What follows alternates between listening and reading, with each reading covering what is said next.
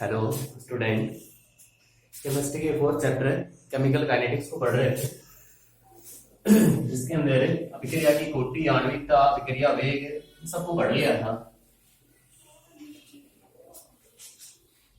अब आज का जो टॉपिक है वो है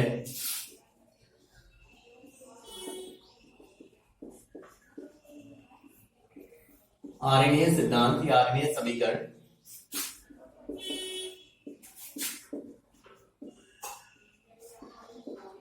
और उससे फिर सक्रिय ऊर्जा की गणना।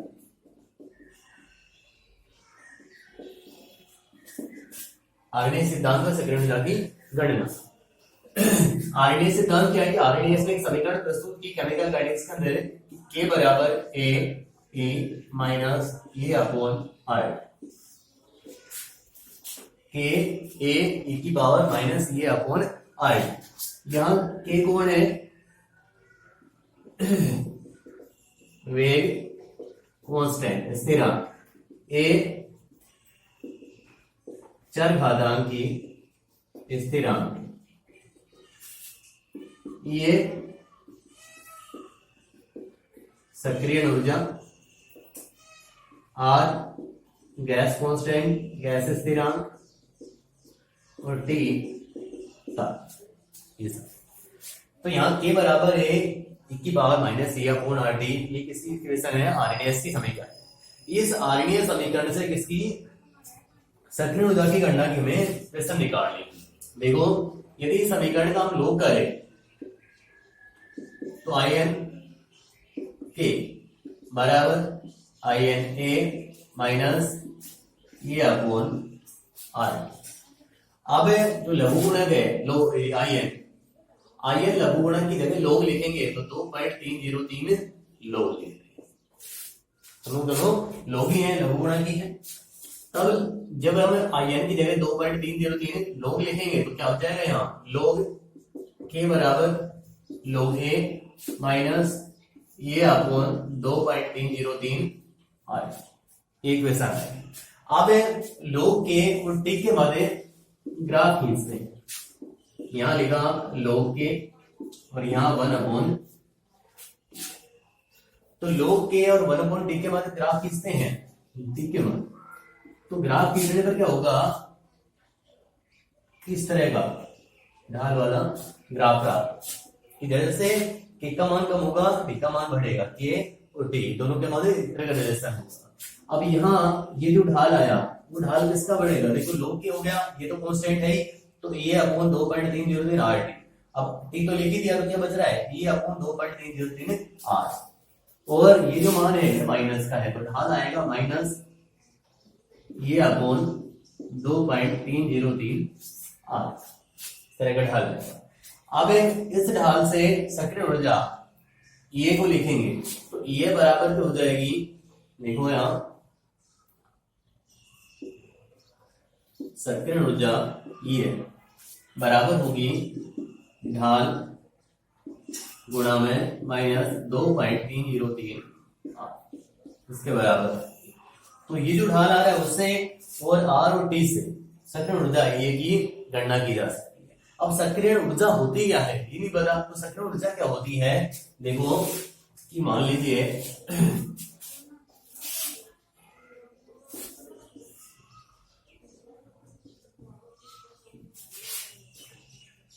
एक अभिक्रिया लिखी हमने H2 प्लस I2 से बढ़ रहा है 2H। जब कोई भी रासायनिक अभिक्रिया होती है तो उस रासायनिक अभिक्रिया में प्रोडक्ट बनने से पहले एक मध्यवर्ती बनता है और उस मध्यवर्ती के टूटने से ही प्रोडक्ट का निर्माण होता है। तो क्रिया कारकों से मध्यवर्ती के निर्माण के लिए जिस ऊर्जा की आवश्यकता होती है वो सक्रिय ऊर्जा होती है। जैसे H2 और I की मान लीजिए तो अभिक्रिया निर्देशांक है, अभिक्रिया निर्देशांक है H2 और I। इधर है स्थितिज ऊर्जा। अब H2 और I2 मिलकर क्या बनाएंगे? मध्यवर्ती बनाएंगे जिसके अंदर H और H के बीच भी दुर्बल बंध होंगे और H और I के बीच भी दुर्बल बंध। इस तरह का एक मध्यवर्ती बने। और जब मध्यवर्ती टूटेगा तो उस समय H और H के बीच बंध और I के बीच बंध टूट जाएंगे और यहाँ एच आई का निर्माण हो जाएगा। तो ये तो क्रिया कारक, ये प्रोडक्ट, और ये कौन है? मध्यवर्ती है। तो इस क्रिया कारक से मध्यवर्ती के निर्माण के लिए क्या चाहिए? ऊर्जा चाहिए। तो ये ऊर्जा ही कौन सी है? सक्रियण ऊर्जा। तो सक्रियण ऊर्जा, इसे सक्रियण ऊर्जा कहेंगे। अब उसके बाद है कि जो सक्रियण ऊर्जा है, उस सक्रियण ऊर्जा के ऊपर या अभिक्रिया के वेग के ऊपर ताप की निर्भर, आगे है ये जब आरएनए इक्वेशन ही बढ़ रहे हैं तो सक्रियण ऊर्जाएं बढ़ रहे हैं हम, तो सक्रियण ऊर्जा और वेग स्थिरांक के मध्य में रिलेशन हो रहा है, तो उसको पढ़ सकते हैं कि सक्रियण ऊर्जा व वेग स्थिरांक के में सम, ये भी आरएनए समीकरण के द्वारा निकालते, दोनों के मध्य रिलेशन ये और के मध्य। जैसे अभी लिखी थी हमने के बराबर ए की power minus a upon r, i n a minus a upon r, ये लिखो। अब ये तो है कांस्टेंट, ठीक है, परिवर्तित होगा नहीं, तो यानी कि यहाँ कि मान लीजिए प्रारंभ के अंदर वेग स्थिरांक कितना है, अभिक्रिया वेग स्थिरांक कितना है? केवल, तो इधर क्या लिखेंगे? Minus a upon r T1, temperature कितना होगा? T1। उसके बाद लिखें कुछ समय बाद परिवर्तित हो गया, तो कुछ समय बाद परिवर्तित हुआ तो आयन K2 बराबर हो जाएगा माइनस ए अपॉन आर। अब इसको समीकरण 1 लिख लिया हमने, इसको समीकरण 2 लिख, दोनों से लिखें समीकरण 1 व 2 से, दो में से एक को कम करेंगे तो ion K2 minus ion K1, K2 के लिए जो इक्वेशन है ये अपॉन RT2 जो माइनस का है, ये है माइनस ए अपॉन RT1। जब T2 में से T1 कम करेंगे तो ये माइनस हो जाएगा प्लस का, इसलिए आया डायरेक्टली लिख दिया हमने ये RT1 minus a upon RT, ठीक है, ये कॉमन आ रहा है तो ये अपॉन R कॉमन आ रहा है, 1 upon T1 minus 1 upon T, इसको लिख सकते हैं आयन K2 अपॉन K1 में, ठीक है, तो आयन K2 अपॉन K1 बराबर ये अपॉन R कॉमन लेंगे हैं यहाँ, नीचे लघुत्तम लेंगे किसका? T1 T2 का, ये हो जाएगा T2 माइनस T1, ये इक्वेशन, ये समीकरण, क्योंकि यहाँ आयन K2 अपॉन K1 क्या आएगा? जो वेग स्थिरांक उनका अनुपात आएगा, उस अनुपात से हमें सक्रियण ऊर्जा वेग स्थिरांक, यानी यदि हमें केवल सक्रियण ऊर्जा की गणना करनी हो तो इस अनुपात का पता होना चाहिए, जो हमने वेग स्थिरांक का अनुपात है कि वेग स्थिरांक में इतना परिवर्तन हुआ है, जो परिवर्तन हुआ तो उसको हम यहाँ लिखेंगे, आर का मान हमें पता है, टेम्परेचर प्रारंभिक और अंतिम पता है, तो सक्रियण ऊर्जा ये की गणना की जा सकती है, इसके अंदर से न्यूमेरिकल आते हैं। अब यदि हम आयन को हटा के लोग लिखना चाहें तो फिर 2.303 को नीचे गुणा कर देंगे, तो लिख देंगे हम फिर लोग K2 अपॉन K1 बराबर ये upon 2.303 R T2 minus T1 upon T1, ये समीकरण। तो ये हो गया वेग स्थिरांक और सक्रियण ऊर्जा के बाद संबंध। तो इससे संबंध से कि वेग स्थिरांक के परिवर्तन के मान दिए हैं और टेम्परेचर दिए, तो उससे सक्रियण ऊर्जा की गणना समीकरण पूछी आ गई, तो सक्रियण ऊर्जा की गणना फिर हम इस तरह से करते हैं, इस इक्वेशन के साथ। उसके बाद है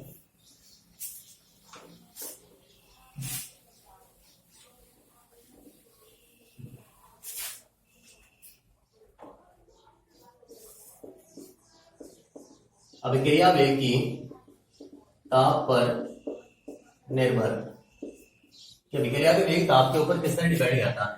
तो अभिक्रिया वेग की ताप पर निर्भरता, यदि 10 डिग्री सेल्सियस टेम्परेचर बढ़ाया जाए तो अभिक्रिया का वेग 2 से 3 गुना हो जाता है, कि यदि हमें 10 डिग्री सेल्सियस टेम्परेचर बढ़ाएंगे तो अभिक्रिया के वेग में 2 से 3 गुना वृद्धि होती है, मतलब अभिक्रिया का जो वेग है वो 200 से 300% इंक्रीज हो जाता है। अब वो क्यों होता है? देखो कि यदि हमें गतिज ऊर्जा और अणुओं के अंश के मध्य ग्राफ खींचे, ठीक है, कि मान लीजिए इस तरह का ग्राफ,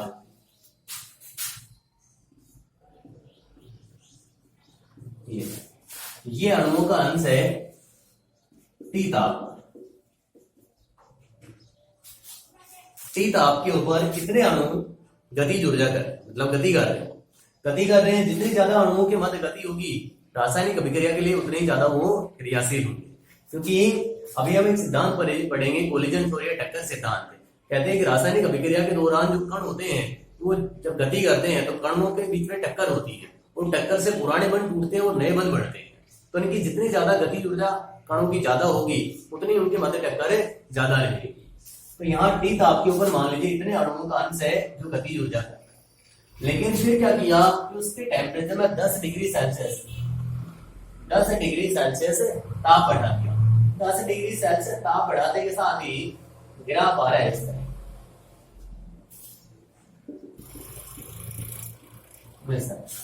ये जो ग्राफ आया है कि ये है T + 10 डिग्री सेल्सियस ताप की, ताप में कितनी वृद्धि कर दी, 10 डिग्री सेल्सियस की वृद्धि कर दी। तो अणुओं का अंश कौन से बढ़ गए, गतिज ऊर्जा करने वाले अणुओं का अंश बढ़ गया।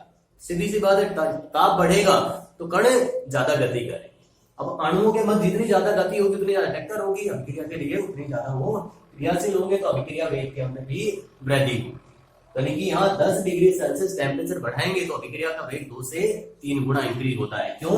गतिज ऊर्जा करने वाले अणुओं का अंश 2 से 3 गुना बढ़ जाता है, इसलिए बढ़ रहा है। तो ग्राफ में पूछा जाता है एक बार कि अणुओं के अंश और गतिज ऊर्जा के मान के 10 डिग्री सेल्सियस टेम्परेचर बढ़ाने पर अभिक्रिया का वेग 2 गुना होता है। इसे ग्राफ के द्वारा समझाइए, तो हम इस ग्राफ के द्वारा समझा सकते हैं। उसके बाद है अभिक्रिया वेग के ऊपर उत्प्रेरक का प्रभाव, कि अभिक्रिया के वेग के ऊपर उत्प्रेरक का क्या प्रभाव होता है, कि उत्प्रेरक की उपस्थिति में अभिक्रिया का वेग बढ़ता है या कम होता है, क्या होता है, उसे समझ रहे हैं। कि उत्प्रेरक की उपस्थिति में अभिक्रिया के वेग को भी हम ग्राफ के द्वारा ही समझते हैं। अभिक्रिया निर्देशांक और यहाँ गतिज ऊर्जा, स्थितिज ऊर्जा। अब है कि मान लीजिए यहाँ कोई क्रिया कारक है, क्या बना रहे, ऊर्जा ली, मध्यवर्ती का निर्माण किया। यहाँ कोई प्रोडक्ट, जैसे हम H2 का एग्जांपल ले रहे हैं, ठीक है, ये होता। अब बिना उत्प्रेरक के ये सक्रिय ऊर्जा है, क्योंकि ये जो ग्राफ है वो उत्प्रेरक की अनुपस्थिति में, ठीक है। अब क्या किया, उत्प्रेरक को काम में लिया। अब उत्प्रेरक को काम में लिया तो उत्प्रेरक की उपस्थिति के अंदर अभिक्रिया का वेग बढ़ता है। क्यों बढ़ता है? क्योंकि अभिक्रिया जल्दी होती है कि सक्रिय ऊर्जा की मान में कमी हो जाती है। मतलब ग्राफ जो आएगा वो इस तरह का हो जाता है। ये बात, जब उत्प्रेरक नहीं था तब इतनी एनर्जी की आवश्यकता थी, ऊर्जा आई, इतनी ऊर्जा चाहिए। लेकिन जब उत्प्रेरक को काम में लिया तो सक्रिय ऊर्जा की मान में हो गई कमी। अब कम ऊर्जा चाहिए तो जल्दी मध्यवर्ती बढ़ेगा, जल्दी प्रोडक्ट बढ़ेगा, तो अभिक्रिया का वेग अपने आप ही बढ़ जाता है। तो इनकी ये है उत्प्रेरक की उपस्थिति। तो उत्प्रेरक की उपस्थिति के अंदर सक्रिय ऊर्जा के मान में कमी होती है, इसलिए अभिक्रिया का वेग बढ़ जाता है। तो ये आएगा इसके लिए ग्राफ, तो ये ग्राफ ध्यान रखें। उसके बाद बात कर रहे थे कोलिजन थ्योरी टक्कर सिद्धांत की।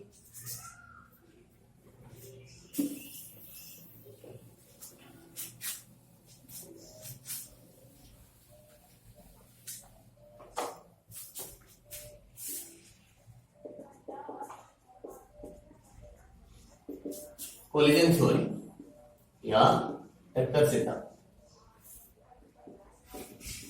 भाई इस सिद्धांत के अनुसार जो अभिक्रिया के अंदर भाग लेने वाले जो अणु हैं, कण हैं, उन्हें छोटे गोलों के रूप में माना गया। तो छोटे छोटे गोलों के रूप में उन्हें माना गया।